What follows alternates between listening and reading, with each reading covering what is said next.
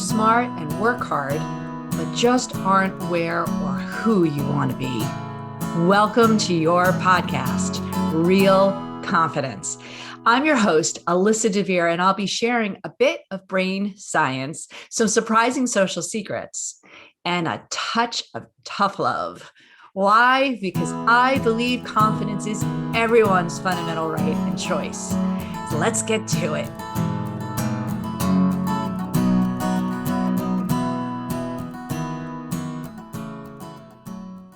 All right, anyone who's listening, you got to put a seatbelt on. And I'm being dead flipping serious because you know what? I have somebody who came into my world actually as an ACI certification coach. And it sounds so serious, but you know what? The one thing that Brooklyn does is she makes me giggle, laugh, and feel like goosebumps every time I talk to her. So she's going to do it for you right now. Strap on. She is, I have to tell you, I'm so jealous of this, the chief happiness officer of the universe. Like it says in her bio that she's a motivational speaker, comedian, happiness at work expert. I'm going to talk to her and let her explain what she does more precisely. But Brooklyn, oh, are we the lucky? Yes. Oh, listen, this is a phenomenal opportunity. Thank you for having me. Oh gosh. Oh my God. Thank you. All right. So let's just start at the beginning here, if you will. Chief happiness officer. I used to say that when people are like, what do you want to grow up? What do you want to be when you grow up? I'd be like, chief happiness officer. They're like, yeah, sure. And here you are, you doing it. What does it actually look like day in the life? What kind of things you do? Great question. When I was maybe about 6 or 7, we had, I grew up with a bunch of dogs and puppies and whatever. And I would gather the puppies and the dogs and my dolls and everything else. And I say dolls, I mean like teddy bears, everything else, and line them up in my room, get my brush and start talking to them. I was like, I already knew. I'm like, guys, listen, this is not good today. Here, you can have a better attitude. And they'd just be looking at me like, what? And so I was already speaking and teaching, getting people to laugh right from as a kid. And I remember, I think I've been a comedian for a very long time. And I remember telling my mom one of my first jokes and I'll talk about it later, but one of the key things I knew already, I'm like, I want to just work with people. I want to make people laugh in some way. And as I started, to grow up, I actually early, I don't know, maybe my early 20s or whatever, I thought I saw somebody had that title. And then I Googled it. And sure enough, I guess Google has like a chief happiness officer and they're HR people. And you know how sometimes HR people can be, humor impaired, but that's okay. The point is I was like, let's look at what that means and what does it mean to me. And so, so I just took that title to myself and I wanted to make people laugh and find healing through humor. And I thought, look, I'm the chief happiness officer and my job is to bring happiness and joy. And literally my life path is I'm here to bring happiness and joy. And so every time I do a talk, I then say, now you are all chief happiness officers of your life. Yeah, girl, I love that because my mantra is bringing confidence to the world. And if I can give confidence, somebody else can pass it on, right? You are on that same mantra. So let's go back to teddy bears and all. What was that moment you were like, oh, I'm flipping funny. Like, I got this. Did you realize it at a young age or how did that happen? Yeah, I did. Well, the interesting thing is that in a lot of comedians, like, who was your influence? And at first I didn't know that comedy was the thing. I didn't know that there was a career in it or anything else. I just knew that I can find joy and happiness easily through observation. And I had a very phenomenal uncle who was very, very funny. This guy, but his humor was literally about anything and everything around him. And one day we were in a car driving and I was in the backseat and he goes, look, and we were driving like on a highway or something. And he says, look at all those like lampposts. He goes, wouldn't you wish you were on them? They're going so much faster. And I'm like, wait, what? And I'm like, what? And I'm like, that is hilarious. Actually, it's like, yeah, look how fast wouldn't you want to be in one of those lampposts versus in the car? Because look how fast they're going. And so the weird things he would say would make me laugh. And I thought this is amazing. And then one day I'm Latina. And so one day my mom was kind of having a hard day or whatever. And I said, Mom, have you ever noticed that Spanish announcers are talking in Spanish, but they announce the English words so perfectly? Señoras, damas y caballeros, bienvenidos al show. Aquí estamos por American Airlines. And I'm like, and she busted a laugh. So she's like, where do you get these things? And so breaking her sadness or her down moment into laughter, I'm like, wow, this is fun. And so it just became a thing. And I would do little shows, not like official, but just little shows for my parents and my family. And I imitated people on TV, and I was just a little actor. I thought this is so much fun because it brought me joy. And so as an adult, when I look back, I'm like, where was it coming from? And it was just the need to bring, fun and creativity out of chaos, right? Because most all of us have freaking crazy childhoods and whatever. And you're like, how can I make this better? Like, how can I make an impact? And it was by humor. And like I said, I didn't know at the time that it was comedy. I just knew that I had a facility, an ease and facility to find humor and to just share it. And a lot of it had to do with, being courageous to just say what I was thinking in the moment and find the beat. Please do keep doing it. My dad, bless his heart, he was a hysterical man. We used to play a game with him, like name the word, and he'd come up, it's some joke that God knows how he remembered all of them. He missed his calling. Should have been a Borscht Belt comedian, doing his thing. Yes. And I love the fact that you've taken this skill and this attitude, this mojo, this gift, and you've turned it into a career. And now you're speaking, you're coaching, you're doing all these cool things. And you said it's courage. That kind of made you funny. And maybe it's courage that pushed you to say, I got to do this for a living and I can't do anything else. Mm-hmm. You ever look back over the shoulder and go, oh, I should have gone a different direction? Or is there any doubt in your mind? I don't know anyone who's made a career out of being a chief happiness officer with a comedic side. You are one of a kind for sure. Thank you. Well, it's interesting because when I was 16, around 15 or 16 years old, we were also born again Christians, right? So at around 12, my parents found Jesus, and so I did too, right? And so I'm like, oh, I guess this is what we do, and we do it now. And it was an interesting transition. And one day my dad, I remember now. Let me go back. I was around 12, and he says, "Hey, you're going to do the sermon this weekend. You're going to do the main sermon for the population, for the congregation." And my answer was like, heck yeah. Like, okay, cool. And then I'm like, well, what do I talk about? He goes, you take a week, decide and whatever. And I wrote my first sort of talk. I never been in front of an audience like this. It was about 170 people in this congregation. And let's just say he's MC, the pastor, he's the MC. He introduced me, and I come onto the stage, and I remember I was already doing comedy. I was, there was like a podium. And so I moved away from the podium and went to the edge of the stage and asked the people, do you want to tap into the genius of God? And people were like, whoa, at 12, what? I'm like, yes. And then I went on, and it was funny. It was interesting. People were just, amening everywhere. And right then I thought, oh, this is it. Yeah. This is it right here. So again, I didn't know what it was called. And then, and so I did a few sermons here and there, and people were just loving it. And people were like, can you bring your daughter back and whatever. So, I was getting callbacks in church. Okay. I was getting callbacks, and it's like, bring her back, by popular demand. And so it was a lot of fun. But mostly because I was connecting with the spirit and the energy of the people. And I'm like, this is a lot of fun. So then one day I was flipping through the channels around 15, 16 years old. And there was this man on TV, just I thought he was preaching, but he just was making me feel good, but wasn't talking about God or Jesus. And I thought, what is this? Back in the day, we didn't have Google really yet. So I had to go to the library because I got his name, and I went to search for who this guy was. Well, it happened to be Les Brown. And he was doing a PBS special, right? And I'm like, and I looked at the TV right then. I'm like, this is what I want to do. What this guy is doing, I want to do for everybody and everybody. And it doesn't have to be Christ-centered, but it's about making me feel good and believing in myself. Because again, I was trying to figure out not only what I want to do, but how do we elevate our lives from very early? And then I decided right then at 16, I'm going to be a motivational speaker. But the first thing I got to do is I got to get old. So I waited, and actually it was a statement. I said, I got to get old. And because I'm like, I have no experience. I have no life yet. I haven't lived anything. People aren't going to listen to me. And so I got old. And I kid you not, I said I'll do it around 40.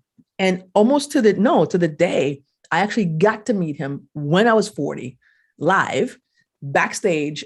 So I told the story to somebody, and they got me backstage. And it was like meeting my idol. I'm like, you have inspired me my entire life, because this is what I wanted to do. Okay. So I knew right then right? But you get signals and signs in terms of your path, right? And you just got to pay attention. Yeah, always. And right. And then as I was getting old, I was learning comedy, right? So I was learning comedy and doing stand-up comedy. And it was okay. But I found that me going up there telling just my jokes was boring. I'm like, this is not exciting. And then one day I decided I'm just going to go off the cuff and start doing whatever I want to do on stage. And then when it was such a great hit, I thought, how can I do this in a corporate environment? That's rich. Yes. I'm like, because talking to a bunch of drunks is one thing, but right, talking to sober people and helping them find humor and laughter and joy in their life, that's another. No, because nobody wants to be in their job. So I'm like, in fact, I want companies to hire me to get people out. That's what I want to do. But you don't make money that way. So I'm like, how do I blend the two? And I'm like, Chief Happiness Officer would be the title that people will pay attention to. And I kid you not, I just call myself that, and that's what it is. And so my job was to blend humor and laughter and comedy in a corporate environment and talk about courage to do that, to get on stage and to have people act a fool on stage in front of their peers. It turns out, Alyssa, I learned this from actually performing in front of middle schoolers. I learned that middle schoolers love to get on stage and perform for their peers. Well, guess what we haven't done, babe? Grow up. And we all love to perform in front of our peers. And so the minute one day I just got an idea and I just got on stage, I was doing my bit, which is that video I told you about on YouTube. I was doing something and I asked a question and some woman came up, and as she was coming up from the audience, she grabbed her, like she had like a cardigan or like a sweater, and just waved it over her head. I mean, this woman was complete sober at 8 a.m. in the morning, and she was so excited and people were laughing, and she got on stage and she got on stage. She goes, I had such a migraine that on the way up here, it disappeared. Oh God, I love it. You know what I mean? And it's because she was connecting to her humorous soul and was being courageous to get on stage in front of her peers, and it made all the difference. And so that's what, I decided, I'm like, this is what I gotta keep doing. So once that hit and landed, I'm like, this is what I'm going to keep doing, because people need this. I mean, there's no question. I mean, like, and you don't need to be interviewed. You can just keep going. I'm just going to sit here and just like nod. And that's awesome. But you know what? Here's the thing. Our audience, we talk about confidence. This, you came through all our programs and stuff. That confidence is kind of the root of everything here. And you keep using the word courageous. I use the word confidence. And the difference that I use is that when you're confident, you have enough information to know that there's something you can do. You're talking about bringing people up where they really are kind of like, just let's do it. And they don't even think twice, or maybe they're not thinking hard, and they go and they do it. And that's amazing. I'm really curious in terms of, when you're seeing these people kind of cross that threshold, they get, you were lassoing the sweater and stuff, they have these moments of like exhilaration. Talk to me a little bit about some of the longer term stuff that you see as a result. You go and you do your thing. How does that transform people? How does comedy, courageousness, how are these things really, not just in the moment that you show up, but long after you go? What do you hear from people? Such a great question. A few weeks ago, I want to say, well, 3 weeks ago, I did a keynote for a company, and this company happens to have a technology that is all ironies. It's a technology designed for churches, full circle for churches. And I was like, hallelujah. I get to combine comedy and, my religious background into this company. Last night, I get a text from from the client, and she says, Brooklyn, I don't even know where to begin. We need to have a phone call because somebody approached me last night. They were at some sort of event, and this man was so moved by what you said and what you did and how you blended faith-based information with technology. He says he's never seen it. Mm-hmm. And it made him think so differently that literally the next day after our event, he was working with his employees, and he started to not implement, but say some of the things he was saying that I had said to his employees to change the environment, right? To find joy, find humor, find the happiness around us. And how do we do it? Long-term effect. And here's what I've discovered throughout this entire process. It's very simple. When people literally give themselves permission give yourself permission to be your authentic self. It revolutionizes not just myself, but the people around them. Why? Because we are taught from very early, right, from childhood on through, to sit down, to be quiet, to be small, to do less, to not be seen. Don't be too much. You're sit down, right? We're pushed down so much that we have a capacity to do more, but we haven't given ourselves permission to do that. So every time I'm on stage, every time it doesn't fail, there will be people that will come up on stage in some way, somehow, and I know it. And those people are transformed because they give themselves permission. The moment they even before they get out of the chair, they're like, oh, I'm going to do it. I'm going to be the person. And that moment of permission, it transcends their fear factor. It's like, no, I can, because I said, yes, you can. When I got on stage as a comedian, I said, I know how people heckle. No, we're going to have a conversation. Yes, you can talk to me. And I give people in my shows and in my keynotes permission. I got to tell you, my entire career, I've never been heckled, quote unquote. I get heckled in corporate environments. Like, can we have more? Okay. So, it's a good heckling, but when people get permission to perform, permission to proceed, and that's it. And that's what I've discovered is people have the permission to be their authentic self. And that's what confidence does. And to me, confidence, especially after your training, what it did for me was to recognize, oh, wait a minute. Confidence comes when you believe in yourself and then you do the thing. When you have knowledge, information, and go, oh, yes, I could. And so that level of permission says, oh, wait a minute. Yes, I can be in front of people. Yes, I am funny. We all have the capacity to be humorous. But what I found that the strongest emotion to get people that permission is humor and laughter. Yeah. The strongest emotion to give people that permission and to do the thing and to become confident is humor, because people say that the closest you can be to someone is laughter. Yeah. Yeah. Right. Your brain opens up to love of the other human. Right. The minute you and I came on screen, we just love instantly, because there's this sense of not just knowing each other, but, sense of joy. And that's what we're looking for, is a sense of joy. And when you have joy in your heart, or you engage in it, you give yourself permission to proceed to do whatever you want. Oh, can I say amen, girl? Amen, girl. Come on. Yes. It's really fascinating that you're saying that on so many levels. I think that the permission word is really strong right now. In fact, I got asked the other day to do a talk on giving permission to show up to work with their B game, which for me, I was like, what? We all talk about high performance. We talk about, really doing your best, being your best self and all that. And right now, and probably for a very long time hereafter, giving yourself permission to do and feel and be who you want to be that minute, that day. Mm-hmm. Yeah, that's beautiful. I want to come back a little bit to the connection of comedy and confidence, because yes, I wonder how many people are out there that want to be funny. Do you fundamentally believe that anyone can be funny? Well, here's the interesting thing. Let's talk about being funny from a comedic standpoint and just having humor in your life and accepting it, right?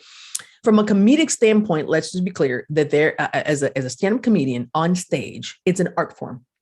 And so there are people who let me just say this. If anybody who's listening to me right now, I'm going to speak to your unconscious mind. If you have been wanting to get on stage, grab a mic and look into a dark room full of people and make them laugh, go do it.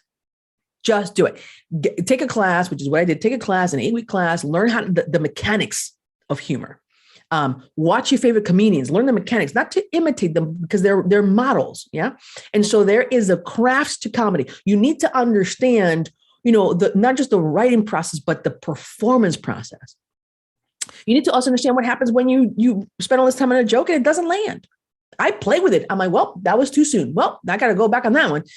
No good. Forget it. Thank you for the feedback. I appreciate that. I'm sorry. It was funnier in my head, whatever. And you play with it. And when you're playful, people freaking love you.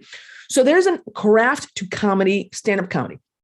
Now, and oftentimes you get people on stage who are not, you're like, oh, how is this guy funny? But because the outcome is laughter, right? When you tap into your personal sense of humor, we all have it, right? And here's the interesting caveat, back to permission, is allowing yourself to laugh, even if it's just for you, right? Even if it's just for you, it's fun. You find it funny. Freak it, you find it funny. And then you share with somebody, you tell somebody and they find it funny. Because the point of humor from a human standpoint, right, is to share that, because humor is contagious. And the moment that you laugh at something that people do it all day, every day with TikTok and Instagram and sending each other videos. My guy, look at this guy, right? And then you both laugh, you just shared your humor. Yeah. So I can technically say become a chief, humor officer, but sharing humor is giving yourself permission to laugh, permission to experience that joy of what you're watching and seeing. That's a little bit different than being a comedian. So if you want to be a comedian, you go, I can see myself on stage making people laugh. Go learn the tools. That's it. You're not gonna be. I was gonna say you're gonna be not great in the beginning, and right. But the thing about comedy and confidence is tapping into your truth. Yeah. Yes. Right. Yes. Have you seen comedians and you go, oh my gosh, that is so what? True. Right. They say something and you laugh, you go, oh my gosh, that is so true, because you experience it. Right. And the best comedians that we see nationally are people who are tapped in, who just went deep and tapped into their truth and now are sharing with us, the audience, their point of view. Yep. In such a way that is comedic, but is true. One of my favorite ones is Wanda Sykes. She's a phenomenal performer. And every time she's talking about, you watch the top people, it is their life, their truth, their experience, how they've seen it. And they have a twist that makes people laugh. That's an art form. You have to understand what, there's mechanics behind it. But if you want to do it, when it comes to the level of confidence, I'm going to tell you right now, there's nothing more confident than you standing on stage and telling the truth, regardless of the outcome. Yeah. Oh God. Yeah. Yes. Yeah, absolutely. And that contagiousness, that's not to be underrated. I think that your energy, anybody's positive energy, but yours in particular, it's infectious, it's contagious. I remember, again, I'll refer to my dad, who really was a particularly hysterical person. He would laugh harder at his own jokes than anyone else. And we would laugh because of that. Right. Yes. So, yes. I'm just saying, my heart is pounding in such a loving way. So, last question for you, because man, I could just talk to you forever. It just makes me so happy. Yes. You did your job, girl. You did. I was going to say, I did my job. You did your job. I think you gave some really good advice about getting craft and all that, and just being funny. But I think that most people would be nervous to even try and be funny. Mm-hmm. Right. Mm-hmm. What do you tell people? How do you start to be funny? What is something that you can do, not as a professional comic, mm-hmm. but you want to be a little bit more entertaining. You want to be a little bit more happy for people and give them that contagious warmth. What do we do? Let me tell you, it's so easy. It's shocking. It's so easy. It's shocking. And for those of you who are listening, who are connected to this and like, oh my God, but I have so much humor. It's in your heart. You want to get it out. Here's why people get nervous. It was quote unquote testing out their comedy or their humor. It's the picture in your head. If you are seeing the picture in your head, if you see, before you do it, if you see people either like giving you a negative response or whatever, that's what's keeping us back. It's the picture in our head of what we think people are going to do and say. Right. And here's the kicker. And I'm telling you right now, it's so easy. It's going to blow you away. Do the opposite. Put a picture in your mind, full screen video in your mind of what it would be like when you are funny or when you share your humor, people laughing. And here's the thing, even if they don't laugh, notice how you react. You're like, okay, I guess that was not great. It's just for me. It's just the picture. It's just the mind movie we play in our heads around how something is going to be in the future. We future pace it negatively because our brain has the capacity to do exactly what we picture. And the picture creates an emotion. The emotion creates a physical reaction. And either we do or we don't. Right. So I always say, if you want to change the results, change the picture.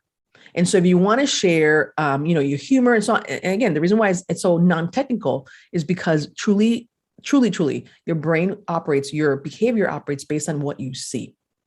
Right. And so when people get nervous, the reason why they're getting nervous, it doesn't come out of nowhere. It's because you're picturing people, ridiculing you, not understanding, putting you down.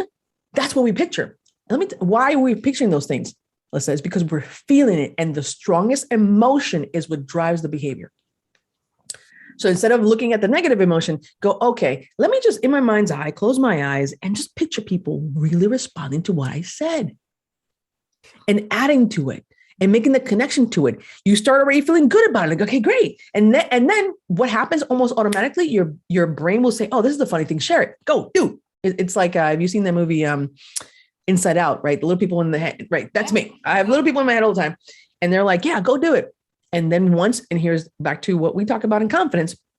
Once you follow through and you do it and it lands, you get excited. You go, oh, let's do it again. It starts to build confidence because now you have enough information that corroborates that you're on the right path. Yeah.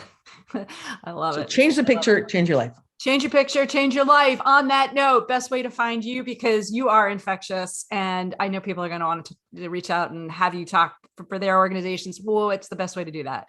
brooklynhappiness.com. That's easy. I love it. Yes. brooklynhappiness.com. You see all kind of good stuff in there. And have a conversation. And here's what I tell people all the time. Even if you just want to laugh, if you're having a moment, I tell it, call me, text me, email me, go, Brooklyn, please make me laugh. I will send you a message personally and you will laugh, or we get on the phone and laugh. Dang, you're in trouble now because I'm going to fill your inbox myself. Hey, listen, if you're out there and you're listening, I warned you. I hope you strapped on because that was a fun, freaking fun ride. And it is just, the I don't even know. I'm at a loss of words. I'm smiling so hard. My cheeks are. I get to do some really cool things in my career and my work. And when I get to meet people like you, Brooklyn, I literally have to pinch myself going, I'm so freaking lucky. So thank you so much for being here. Thank you for being part of my world. You're so welcome. Thank you for having me. Love you and love all the people that we'll meet soon. Right back at ya. So before we completely wrap up, I want to let you know that full transcripts and show notes for this and other episodes can be found on the website, www.americanconfidenceinstitute.com/podcast. I also want to remind you once again that the best way to get confidence for yourself is to give it to others. And you can do it so easily just by liking and sharing this episode on your favorite social media channels. You can even give me some confidence fuel by sending in any comments about the topics I've covered or ones you'd like me to consider for the future. So for now, this is Alyssa DeVere. Thank you for helping to bring more confidence to the world. This podcast was produced by Mindful Media. All rights reserved by Alyssa DeVere and the American Confidence Institute. Music written and performed by Jeff Weinstein.